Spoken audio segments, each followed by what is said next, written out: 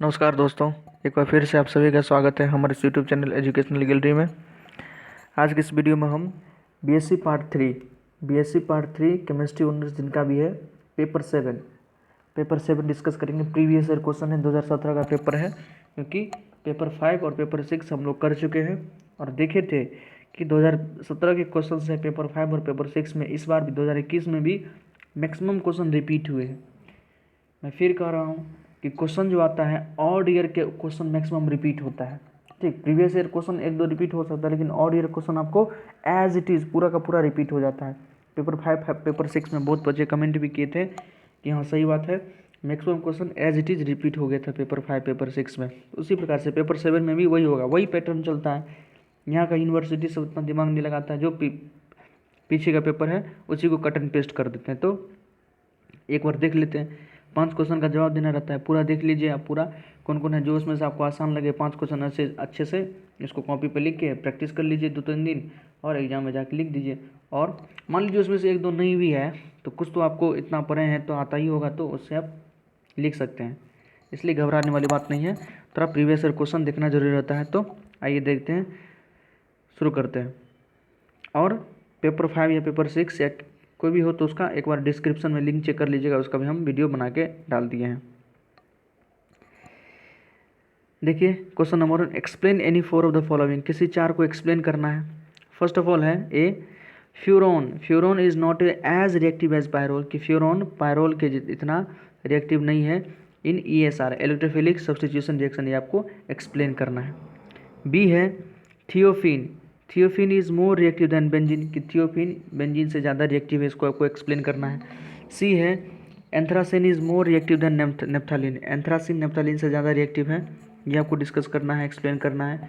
D है soaps and detergent are surfactant substance, soaps and detergent से तो एक क्वेश्चन आता ही है, तो इसको आप VBI मान लीजिए, और आसान भी है सोप्स एंड डिटर्जेंट मतलब, तो उसको आप लिख सकते हैं।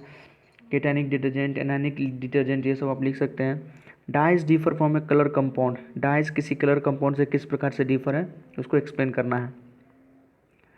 तो किसी 4 का उसमें से जवाब देना है, और क्वेश्चन नंबर 1 तो कंपलसरी है, उसका सारा का सारा जवाब, सारा मतलब 4 क्वेश्चन का जवाब देना ही है।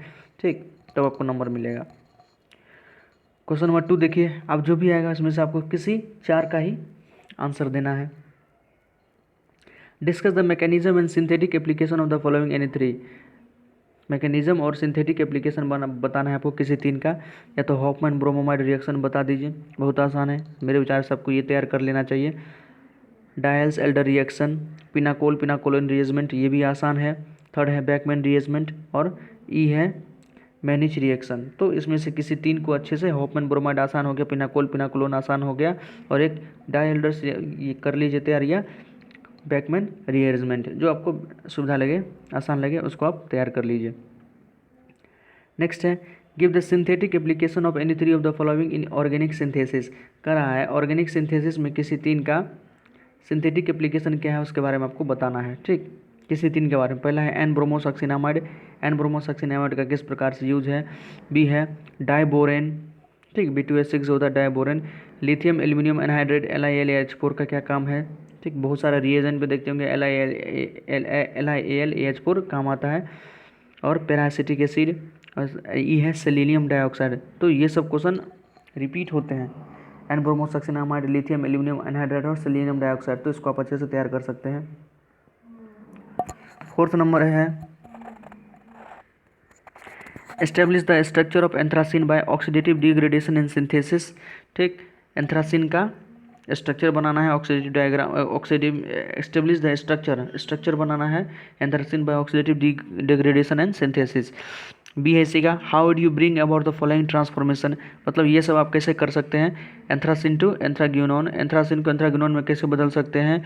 Anthracene to 9,10 dinitro anthracene, anthracene को 9,10 डाइनाइट्रो एंथ्रासिन में कैसे बदल सकते हैं। 5 नंबर देखिए, establish the structure of quinoline का आपको स्ट्रक्चर बनाना है। बी है how is quinoline ring is opened, quinoline का रिंग कैसे ओपन हो सकता है उसके बारे में एक्सप्लेन करना है। How does quinoline react with quinoline, sodium liquid ammonia से कैसे रिएक्शन करता है। एसिडिक KMnO4 सॉल्यूशन से किस प्रकार से रिएक्शन करता है, इसको आपको बताना है। 6 नंबर देखते हैं, what is the relationship between colour and constitution, colour and constitution के बारे में क्या रिलेशन उसको आपको डिस्कस करना है।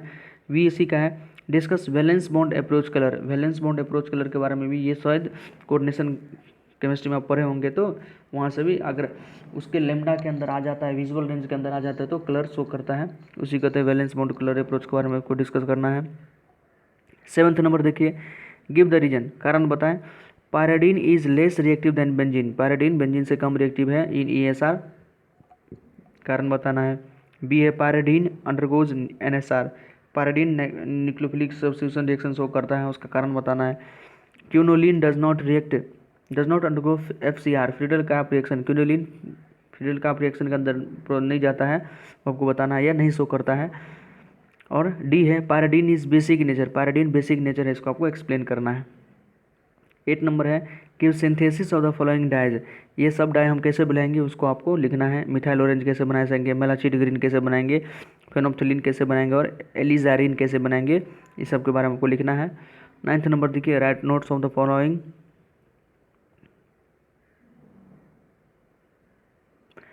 इस सब पे नोट्स लिखना है। Iodine value and acid value, bakelite पे नोट्स लिखना है, ठीक। स्टेप, ये पॉलीमर्स है, स्टेप ग्रोथ पॉलीमर के बारे में आपको नोट लिखना है। और नॉकिंग है anti knocking substance, knocking and anti knocking substance पढ़े होंगे, ठीक, तो उसके बारे में आपको नोट्स लिखना है। तो ये सब कुछ क्वेश्चन था प्रीवियस ईयर क्वेश्चन 2017 का, इसमें से आप जो भी 5 क्वेश्चन है आसान वाला उसको उठा सकते हैं और कॉपी में नोट कर लीजिए, 2-3 दिन बढ़िया से प्रैक्टिस कर लीजिए और एग्जाम में जाके अच्छे से लिख दीजिए। मैक्सिमम क्वेश्चन है कि रिपीट करेगा इसी में से, ठीक। कोई वीडियो कैसा लगा कमेंट में ज़रूर बताएं, चैनल को सब्सक्राइब कर दें, अपने दोस्तों को भी बताएं, क्योंकि नॉलेज जो है बढ़ते रहना चाहिए तभी ये बढ़ता है, ठीक। ये छुपाने की चीज़ नहीं, अगर इसको छुपाइएगा तो कम ही हो जाएगा। इसको बांटिए, अपने दोस्तों को भी बताइए ताकि उसको भी एग्ज़ाम अच्छा से चला जाए, ठीक। और आपको कुछ भी हो तो कमेंट सेक्शन में कुछ बात बोलना हो सकता है कुछ मिस्टेक्स हो या कोई फीडबैक देना हो तो आप कमेंट सेक्शन में हमें लिख सकते हैं। प्लीज़ चैनल को सब्सक्राइब कर दें, लाइक कर दें, धन्यवाद।